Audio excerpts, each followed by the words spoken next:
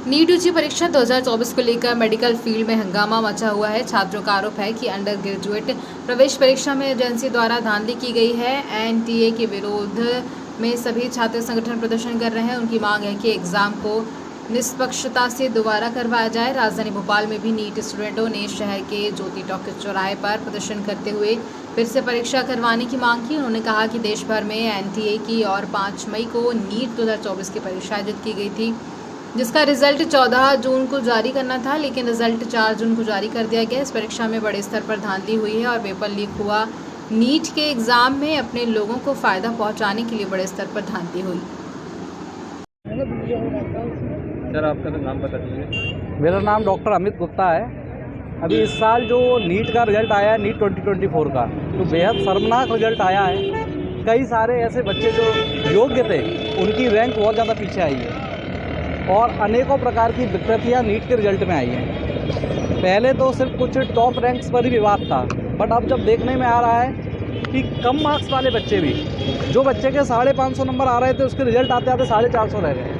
OMR seat की checking में भी ना जाने लाखों बच्चों के में गलती हुई और एनटीए जो कि नेशनल टेस्टिंग एजेंसी इस एग्ज़ाम को कंडक्ट कराता है, वो इस गलती को स्वीकार करने को तैयार नहीं है, जिसकी वजह से लाखों बच्चों का जो भविष्य है वो अधर में जा रहा है और उनकी रैंक बहुत ज़्यादा पिछड़ गई है। जैसा कि आप लोग जानते हैं कि नीट एक नेशनल लेवल का एग्ज़ाम होता है और इसके लिए बच्चा गांव-गांव से आके यहाँ भोपाल में, दिल्ली में, कोटा में तैयारी करता है। ऐसे ऐसे पेरेंट्स जिन्होंने अपने खेत बेच के बच्चों को तैयारी कराई और आज उन बच्चों के जब मार्क्स आ रहे हैं, बट एनटीए की रिजल्ट में या आंसर की में चेकिंग की वजह से कई बच्चों के मार्क्स गलत आ रहे हैं। इसके अलावा 720 नंबर के पेपर में से 720 नंबर लाने वाले 67 बच्चे आए हैं। ऐसा इतिहास में कभी नहीं हुआ है और एक ही सेंटर से, इंडिया में लगभग 4500 सेंटर में से एक ही सेंटर में से 6 टॉपर आए हैं, जबकि ऐसा हो नहीं सकता। और वो जो 6 टॉपर आए हुए हैं, उन 6 के फॉर्म नंबर भी एक जैसे हैं। ऐसा लगता है किसी एक इंसान ने सारे फॉर्म बैठ के भरे हैं और सारे के सारे वही बच्चे हैं ना फर्स्ट रैंक लेके आ गए, वो भी ऑल इंडिया फर्स्ट रैंक। तो इस तरीके से नीट के पेपर में बहुत ज़्यादा विसंगतियाँ आई हैं। उस चीज़ का विरोध करने के लिए और नीट के पेपर को फिर से कराने की मांग को लेकर आज हम लोगों ने इस धरना प्रदर्शन को स्टार्ट किया है और हमारा आंदोलन तब तक जारी रहेगा जब तक कि एनटीए इस बात को स्वीकार नहीं करता कि गलती हुई है, इसकी सही तरीके से जांच नहीं होता, तब तक हम अपने इस आंदोलन को समाप्त नहीं करने वाले। इसकी शिकायत आप शिक्षा मंत्री से भी करेंगे? इसकी शिकायत हम लोग राष्ट्रपति के नाम, भारत की जो माननीय राष्ट्रपति हैं द्रौपदी मुर्मू जी, उनके नाम भी हम ज्ञापन देने वाले हैं। शिक्षा मंत्री और जितने भी मिनिस्टर, सबको ये मामला विदित है, बट कोई भी इसमें कुछ कर नहीं रहा है, क्योंकि इसमें कहीं ना कहीं सरकार की भी कुछ खामियां आ सकती हैं, इसलिए कोई इसमें कुछ बोलने को तैयार नहीं है। लेकिन बच्चों का जो भविष्य अधर में अटका हुआ है, उसके बारे में कोई नहीं सोच रहा है। क्या ये बच्चे फिर से तैयारी करेंगे? क्या सारे बच्चों को फिर से तैयारी करना पड़ेगी? तो ऐसा पॉसिबल नहीं है। तो इसलिए ये आंदोलन किया जा रहा है। इसके अलावा एक और बहुत बड़ी विसंगति जो नीट के पेपर में समझ में आई कि ग्रेस मार्क्स, नीट के एग्ज़ाम में ग्रेस मार्क्स का कोई कॉन्सेप्ट ही नहीं था, बट फिर भी अपने ही आधार से कुछ नए तरीके सोच के, जिसके बारे में पहले से कोई जानकारी नहीं दी गई थी, और ग्रेस मार्क्स बच्चों को दे दिए गए। तो 500 वाले के 700 हो गए और जिस बच्चे ने कोर्ट में पिटीशन दायर नहीं करी थी, उस बच्चे को मार्क्स नहीं मिले। कहाँ के बच्चे उपस्थित हैं? यहाँ मध्य प्रदेश के लगभग सभी जिलों के बच्चे उपस्थित हैं। अलग अलग 3-4 इंस्टीट्यूट के बच्चे इकट्ठे हुए हैं। सभी बच्चों के मन में आक्रोश है और सबसे बड़ी बात यह है कि बच्चे बहुत कुछ आक्रोशित करना चाहते हैं, उनका उस प्लेटफॉर्म नहीं है। उस प्लेटफॉर्म को अवेलेबल कराने के लिए हम लोगों ने, नीट के जो हम लोग टीचर हैं, नीट का शिक्षक संघ जो है, उन्होंने तय किया है कि उन बच्चों को हम लोग प्लेटफॉर्म प्रोवाइड करेंगे और इस आवाज़ को देश की राष्ट्रपति तक पहुंचाएंगे, ताकि राष्ट्रपति महामहिम खुद इसमें संज्ञान लें और एनटीए को निर्देशित करें कि इसकी पुनः जांच कराएं, या अन्यथा पूरा का पूरा पेपर फिर से होना चाहिए। तो ये सरासर गलत है। जस्टिस चाहिए हमें, जो हमें ये ग्रेस मार्क्स मिल रहे हैं बाकी बच्चों को, ऐसा नहीं होना चाहिए। पहले भी ऐसा नहीं हुआ है बाकी सालों में, लेकिन इस साल क्यों बताया भी क्यों नहीं हमें है? और बाकी ये इतने सारे रैंक ऑल इंडिया 1 कैसे आ सकती है? 1 से लेकर 48 लोगों की रैंक 1, 720 में से 720 परसेंटाइल सबके सेम कैसे हो सकते हैं? और एक ही सेंटर से 6 लोग, हरियाणा के सेंटर से 6 लोग A1 कैसे आ सकते हैं? और उनके रोल नंबर भी एक के बाद एक, ऐसा हो ही नहीं सकता। आपको क्या लगता है? हमें तो लगता है बिल्कुल रीनीट होना चाहिए। या तो ये स्कैम है, पेपर लीक तो देखा है वो करवा रहे हैं या नहीं करवा रहे हैं, लेकिन रीनीट तो होना चाहिए, या फिर वापस से कॉपी चेक करनी चाहिए। होता तो अगला आपका क्या स्टेप है? अगर रीट नहीं होगा तो कम से कम कॉपी तो चेक करवाने चाहिए इनको दोबारा। अगला स्टेप क्या होगा आपका? हमारा अभी आज प्रदर्शन करने आया है, हाँ। स्टेप क्या रहेगा? अभी तो ये जारी रहेगा प्रदर्शन जब तक ये एनटीए कुछ करना दे, उनका कुछ रिस्पॉन्स नहीं आ रहा। ठीक है, नाम बता दो अपना। नाम मेरा नाम रोहन मलोटिया है। नाम बताइए आपका। संजना लोधी। कहाँ से हैं आप? मैं रायसेन से। क्या कुछ परेशानी हो रही है अभी आप? हाँ, हमारे मार्क्स बहुत कम आ रहे हैं, मतलब जितने जोड़ रहे थे उससे कम आ रहे हैं। क्या चाहते हो? क्या चाहते हैं आप? हमें जस्टिस चाहिए, हमारे जितने मार्क्स आए तो उतने तो दो कम से कम। यहाँ पे आप प्रदर्शन करने आए हैं, क्या हाँ। सरकार से आप डिमांड है कि हमारे जितने मार्क्स आ रहे थे हमें उतने ही मार्क्स चाहिए, या फिर री नीट चाहिए, री रिजल्ट या री नीट। मध्य प्रदेश से मोदी कैबिनेट में 5 सांसदों को मौका दिए जाने के बाद समर्थकों में खुशी देखने को मिल रही है। भोपाल में बीजेपी कार्यकर्ताओं ने प्रधानमंत्री नरेंद्र मोदी को धन्यवाद देते हुए एक दूसरे को मिठाई खिलाकर खुशियां मनाई। भोपाल में किस तरह से कार्यकर्ता बना रहे खुशियां, आज नरेंद्र मोदी जी तीसरी बार प्रधानमंत्री बनने जा रहे हैं और मध्य प्रदेश में जो उनको झोली में 29 की 29 सीटें डाली हैं, 100% यहाँ से सीटें मोदी जी के नेतृत्व में उनके हमारे मध्य प्रदेश ने झोली में डाली है। तो उन्होंने उपहार स्वरूप हमारे 5 मंत्री यहाँ पर बनाए हैं, जिसमें ज्योतिरादित्य सिंधिया जी को दूसरी बार मंत्री बनाया गया है। शिवराज सिंह चौहान के नेतृत्व में मध्य प्रदेश में बहुत अच्छा काम हुआ था, उनको अपने टीम में स्थान दिया है। वीरेंद्र खटीक जी, सावित्री जी, ऐसे करके हमारे 5 मंत्री यहाँ पर मध्य प्रदेश में बनाए गए हैं। पूरे मध्य प्रदेश में हर्षोल्लास का माहौल है, चौराहे चौराहे पर मिठाइयाँ बांटी जा रही हैं और हम सभी कार्यकर्ता भी बहुत प्रसन्न हैं, जिसमें ज्योतिरादित्य सिंधिया जी जैसे नेता को काम के आधार पर एक बार और मौका दिया गया है और पूरे मध्य प्रदेश में खुशी का माहौल है। हम मोदी जी का बहुत बहुत धन्यवाद करते हैं कि और मध्य प्रदेश की 8 करोड़ जनता भी उनका आभार करती है, जिन्होंने हमारे 5 मंत्रियों को अपने टीम में जगह दी और बहुत बहुत धन्यवाद। नदी तालाब और बावड़ी में संरक्षण के लिए चलाए जा रहे अभियान के तहत महापौर मालती राय ने आज विभिन्न तालाब और बावड़ियों का निरीक्षण कर जरूरी निर्देश दिए। महापौर का कहना है कि जलाशय के आसपास जो भी अतिक्रमण है उन्हें तत्काल प्रभाव से हटाया जाए। वहीं अधिकारियों को निर्देशित किया है कि जलाशय के संरक्षण को गंभीरता से लें ताकि आने वाले समय में जल संकट की स्थिति निर्मित न हो। जर्जर मकानों को लेकर भी महापौर ने कहा, जिनके मकान जर्जर हो गए हैं खुद ही खाली कर दें, अन्यथा नगर निगम इनके खिलाफ कार्रवाई करेगा। आज भोपाल नगर निगम ने सिद्दीक हसन का जो तालाब है इसके किनारे का हमने स्वच्छता अभियान का कार्यक्रम किया है। हमारे MIC सदस्य, पार्षद, नगर निगम के अधिकारी और यहाँ जनता के जो पर्यावरण प्रेमी हैं, जो भोपाल नगर निगम को सहयोग देना चाहते हैं, उन सभी के माध्यम से यहाँ पर हमने इस जलाशय के किनारे स्वच्छता अभियान का कार्यक्रम किया है और इसके पास में जो अतिक्रमण है उस अतिक्रमण को भी हटाया और जो गाड़ियाँ खड़ी हुई हैं खाली, उनको भी निर्देशित किया है कि या तो ये अपने घरों के सामने खड़ी कर ले, अन्यथा नगर निगम इनको भी हटा देगी। और नगर निगम के अधिकारियों को ये टाइम दिया गया है कि 12 जुलाई को सुप्रीम कोर्ट को जो कोर्ट में केस चल रहा है, सुप्रीम कोर्ट को डिसीजन देना है कि नगर निगम ने क्या कार्यवाही की। उससे पहले जो भी अतिक्रमण जलाशय के किनारे है उनको हटवाना है। नेवरी मंदिर जो कि बरसों पुराना यहाँ का मंदिर है और इसके पीछे ये बावड़ी बनी हुई थी और हमारे प्रदेश के यशस्वी मुख्यमंत्री डॉक्टर मोहन यादव जी की घोषणा के बाद नगर निगम भोपाल के माध्यम से इस बावड़ी में, जो आप बावड़ी देख रहे हैं, ये पूरी बावड़ी में लोगों के द्वारा धार्मिक आस्था को देखते हुए फूलों का जो सामग्री निकलती वो इसमें डाली गई थी। अभी आप जो ढेर देख रहे हैं, नगर निगम भोपाल ने वो पूरी बावड़ी का यहाँ के अंदर से कचरा निकाला है और भोपाल नगर निगम प्रयास कर रहा है कि इस बावड़ी को हम मॉडल बावड़ी बनाएं, क्योंकि यहाँ पर झीरें जो है उसको भी हम खोलेंगे, इसकी जो हाइट है इस हाइट को भी ऊंचा करेंगे। इसके ऊपर हम विचार करेंगे कि यहाँ पर जो गार्डन है, इस गार्डन में इसी झीरी बावड़ी का पानी से सिंचाई हो, इस तरह की पूरी व्यवस्था करेंगे। और यदि पंप लगाकर आवश्यकता पड़ी तो हम यहाँ सोलर लगाकर पंप को चला सके ताकि किसी को बिजली का बिल भी नहीं देना पड़े। इस तरह की पूरी योजना 1 महीने के अंदर हमारे नगर निगम के अधिकारी से बात हुई है और 1 महीने में ये भोपाल की मॉडल बावड़ी बनाकर हमको देने का इन्होंने योजना बनाई है कि हम 1 महीने में ये बावड़ी को मॉडल बावड़ी बना लेंगे। तादाद ज़्यादा है और उसमें इतनी गंदगी हो रही है कि रहवासी परेशान है। जहाँ की परेशान है। वैसे तो भोपाल नगर निगम पूरी तरह से ध्यान रख रहा है कि सफाई हमारे यहाँ पूरी नगर निगम कर रहा है।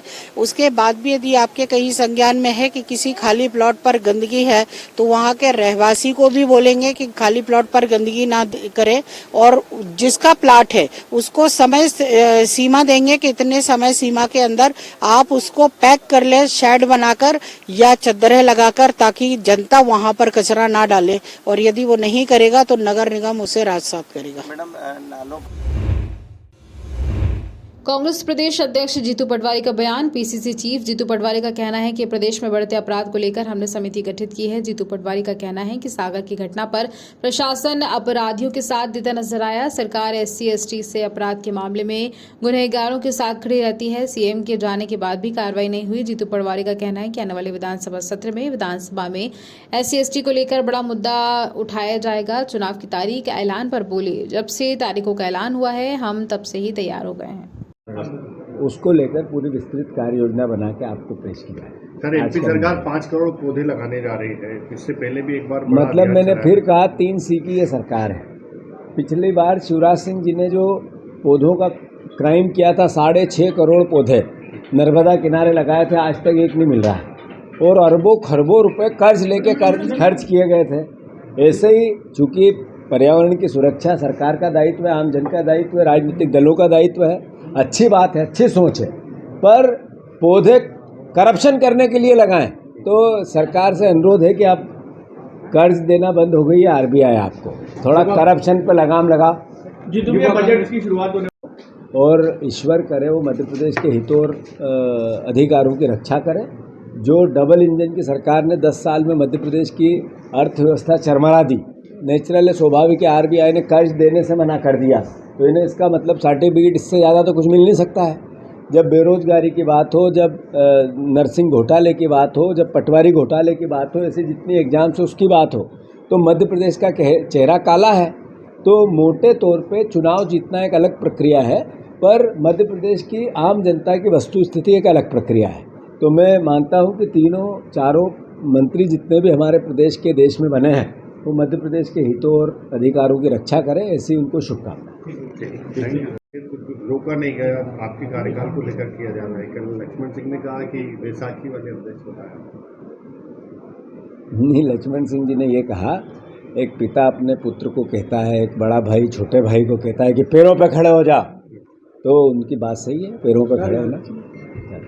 युवा कांग्रेस की बैठक ले रहे हैं आज आप, तो उसमें क्या रहेगा? हाँ, हर संगठन की मीटिंग होगी। अभी कल महिला कांग्रेस की, आज यूथ कांग्रेस की, फिर हमारा मंथन की जो प्रोग्राम पूरे प्रदेश में उसका विस्तृत कार्य योजना देंगे। सबकी भावना एक है, हर मीटिंग की भावना है कि पार्टी की जो लगातार हार होना, इसका मतलब है संगठन में मजबूती लाना, और संगठन की मजबूती के लिए जो भरसक ईमानदारी से प्रयास होंगे वो सबको करना, पार्टी को एकजुट रखना और एक साथ रखना। और मैं मानता हूं कि 29 सीटें हारने के बाद सवाल नहीं होते हैं, सीधे सीधे काम होता है, जवाब नहीं होते, सीधे सीधे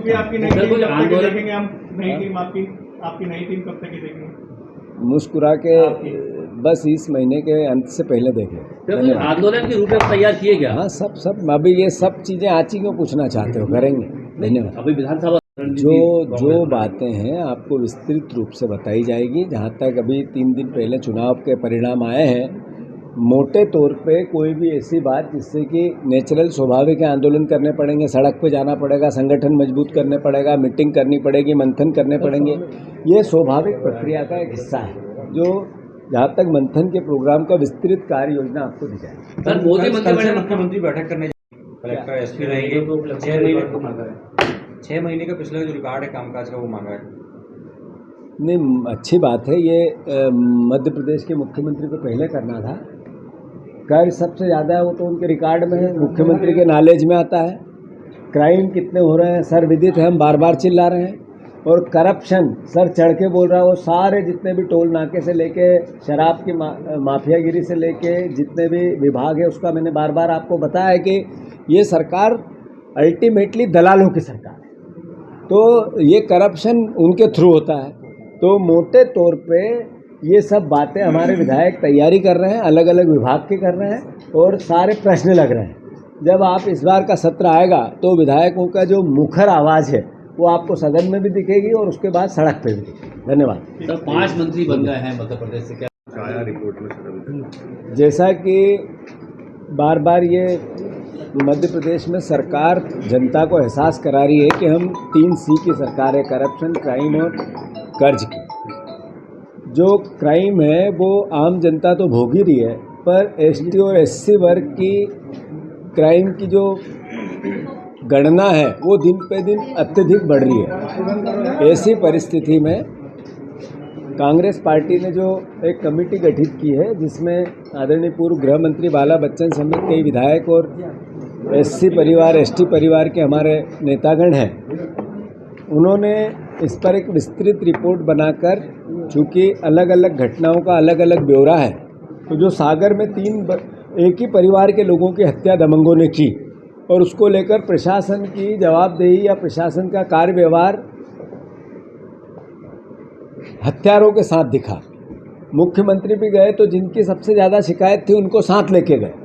तो ये एहसास कराता है इस बात का कि ये सरकार ST SC पर अत्याचार और जो क्राइम होता है उसको संरक्षण देती है। तो हम मानते हैं इस बात को कि ये विधानसभा में हमारे विधायक तो उठाएंगे ही, पर सागर में भी इस पूरी घटना को लेकर मुख्यमंत्री के जाने के बाद भी न्याय नहीं मिलना एक बहुत ही गंभीर विषय है और बहुत ही चिंता का विषय है।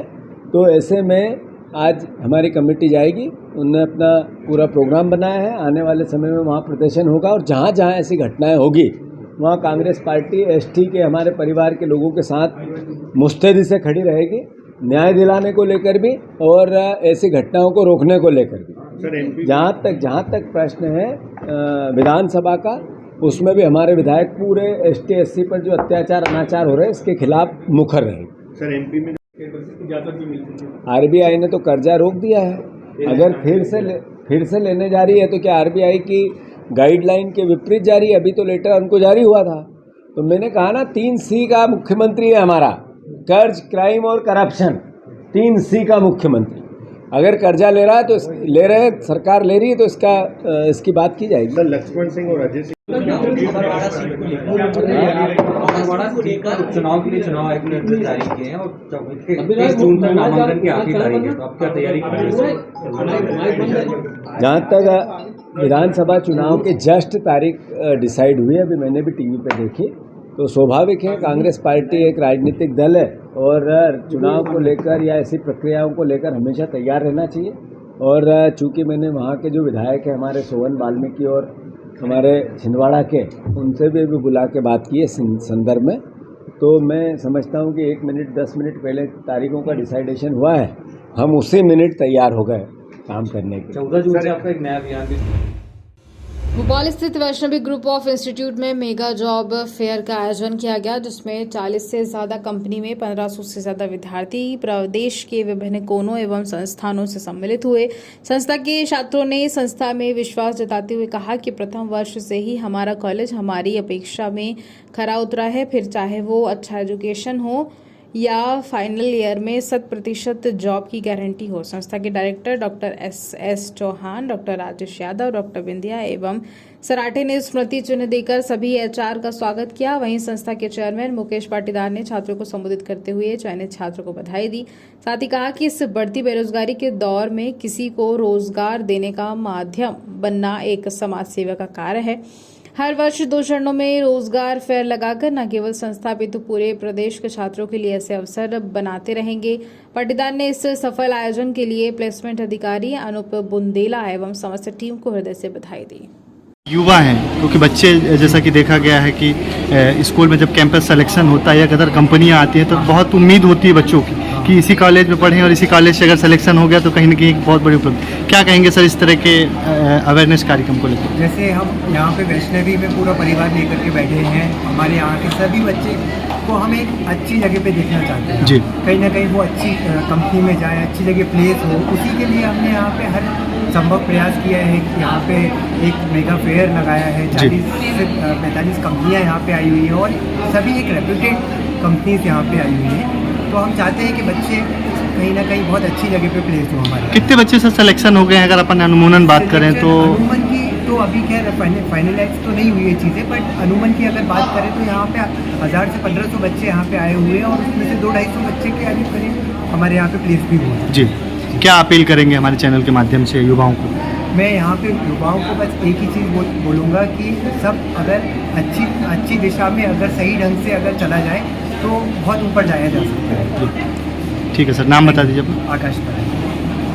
जी सर, वैष्णवी कॉलेज में एक जॉब फेयर का एक आयोजन रखा गया है, किस प्रकार का ये आयोजन है, क्या मुख्य आयोजन है?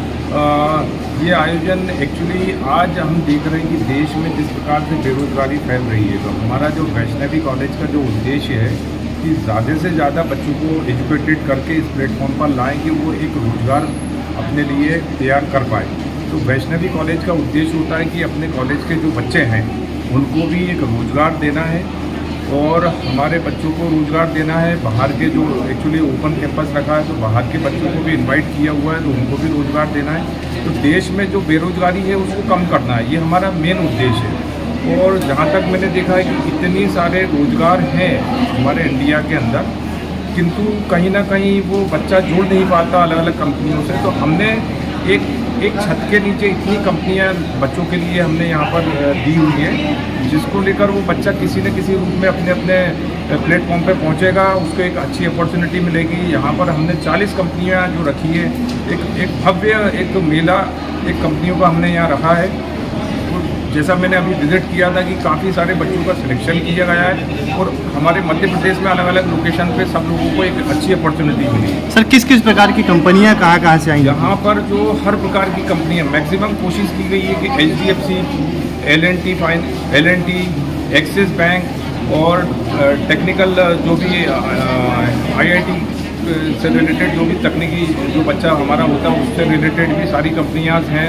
और हर प्रकार की कंपनी है, जो बड़ी बड़ी कंपनियां हैं, छोटी कंपनियां हैं, जैसा बच्चे के जो अनुभव है, जैसा उसका इंटेलिजेंट है, अगर बच्चा उसी लेवल का उसको कंपनी की अपॉर्चुनिटी मिल रही है। कोशिश करते हैं हमारे जो बच्चे हैं उनको हम ज़्यादा से ज़्यादा रोज़गार में कहीं ना कहीं हम उसको संपन्न कर पाएँ, उसको उस प्लेटफॉर्म पर पहुँचा पाएँ। जी, ठीक है सर, थैंक यू, धन्यवाद। जैसा कि बात करें, अभी वैष्णवी ग्रुप में एक प्लेसमेंट का कार्य वो चल रहा है, एक मेला टाइप का लगा, जॉब मेला, क्या कहेंगे, किस प्रकार की कंपनियां आई हैं? क्या आज वैष्णवी संस्थान में आज मेगा जॉब फेयर, एक भव्य फेयर लगा हुआ है जॉब का, जहाँ पे सभी तरह की कंपनियां आई हैं। इसमें बात करें तो बैंकिंग से लेके फाइनेंस, MNCs, IT, मैकेनिकल से रिलेटेड, सिविल से रिलेटेड सभी तरह की कंपनियां आई हैं और बच्चों में काफ़ी बहुत उत्साह है। ये सिर्फ हमारे संस्थान के बच्चों के लिए ही नहीं, एक हमने ये ओपन कैंपस ड्राइव रखी है जी। तो यहाँ पे बाहर से भी काफ़ी बच्चे आए हैं, लगभग 1000 से 1500 बच्चों का यहाँ पे आज फुटफॉल हुआ है। और प्लेसमेंट की बात करें तो अभी जो हमारे पास आखिरी रिव्यू आया था वहाँ तक 200 से 300 बच्चे सिलेक्ट हो चुके हैं और ये प्रोसेस अभी निरंतर जारी है। क्या किस प्रकार की कंपनियां हैं और कहाँ से आई हैं सर इसमें? ये सभी लोकेशंस के लिए प्लेसमेंट के लिए कंपनी आई हैं जी। यहाँ पे बात करें तो फाइनेंस से रिलेटेड, बैंकिंग की बात करें तो HDFC, axis bank, ICICI bank, सभी मेजर बैंकिंग सेक्टर से, फाइनेंस सेक्टर से, L&T और इस तरह की कंपनियाँ आई हैं। IT से रिलेटेड काफ़ी MNCs आई हैं। क्या आगे की क्या पहल है और किस प्रकार की पहल रहेगी वैष्णवी ग्रुप की? वैष्णवी ग्रुप की तो हमेशा से यही पहल रही है कि बच्चा ज़्यादा से ज़्यादा पहले तो ज्ञान अर्जित करे, स्किल डेवलप करे और उसके बाद हम इस तरह की प्लेसमेंट की अपॉर्चुनिटी उनको मुहैया करा सकें।